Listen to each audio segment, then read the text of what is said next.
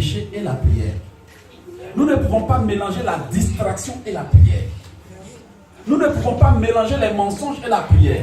Nous ne pouvons pas mélanger les escroqueries et la prière. Nous ne pouvons pas mélanger une double vie et la prière. Parce que Dieu dit, je te vois. Amen. La Bible dit que la main de Dieu n'est pas trop courte pour nous tirer de nos problèmes. En d'autres termes, ni son oreille dure pour ne pas nous entendre, mais parfois nous sommes têtus. Nous sommes têtus. Quand on a un problème, on devient saint comme le mot sainteté. Amen. Amen. Et quand ça finit, pour que Dieu puisse nous avoir à ces rendez-vous, c'est un problème. Des fois, il nous demande pardon. Pardon pour prier. Un rêve, il demande des rêves. Amen. Amen. Il est temps que nous, enfants de Dieu, si nous voulons que Dieu nous aide, qu'on sache que si Dieu doit exaucer ta prière, il t'exauce en fonction de ce que tu as investi sur la vie d'autrui. Ce qui veut dire que tu peux te mettre à prier, faire des prières extraordinaires. Si tu n'as jamais pensé à autrui, tu ne seras jamais exaucé. Nous voyons tous dans la Bible, il y a plusieurs cas. Des gens que Dieu devrait bénir. Mais il fallait d'abord que ces personnes démontrent leur amour pour autrui.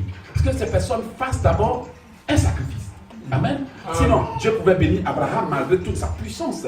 Élisée pouvait bénir la femme malgré toute sa puissance. Mais Dieu savait, et même Élisée savait, même Isaac savait que selon la loi divine, il faut s'aimer pour récolter. Amen. Oui, tu pries pour que Dieu te bénisse, tu dis ça ne marche pas. Tu as sémé dans la vie de combien de personnes? Dis-moi, tu as aidé combien de personnes? Tu as témoigné de ta bonté envers combien de personnes?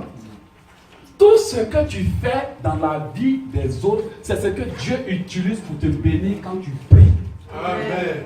Ce qui veut dire que tu peux avoir un grand champ, dire oui, Dieu m'a envoyé ici pour me bénir. Le Canada peut-être pour toi a une terre promise. Mais si tu ne sèmes pas sur cette terre promise, tu ne récolteras rien. Amen. Et il y a beaucoup qui sont comme ça. Ils ne sèment rien, mais ils veulent seulement récolter. Il faut que l'enfant de Dieu apprenne à savoir que la prière doit être accompagnée de sacrifices. Il y a des prières qui ne fonctionnent jamais sans sacrifice. Amen. Nous croyons que Dieu est un Dieu qui fait grâce. Mais écoutez là, il a aussi des principes. Il a des lois.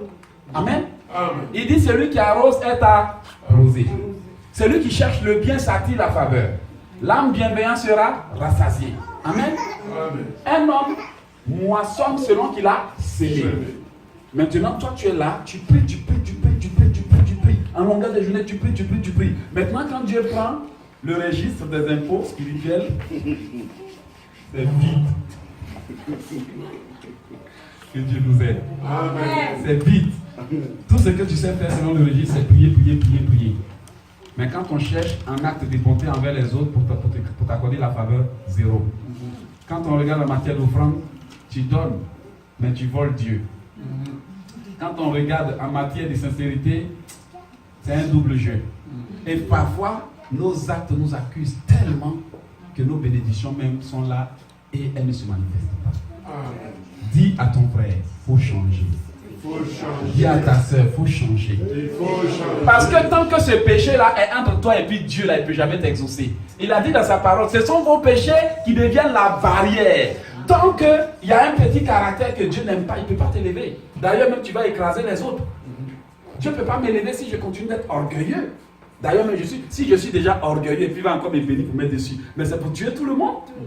Et il y a des gens que Dieu veut tout simplement qu'ils changent quelque chose en eux pour les bénir.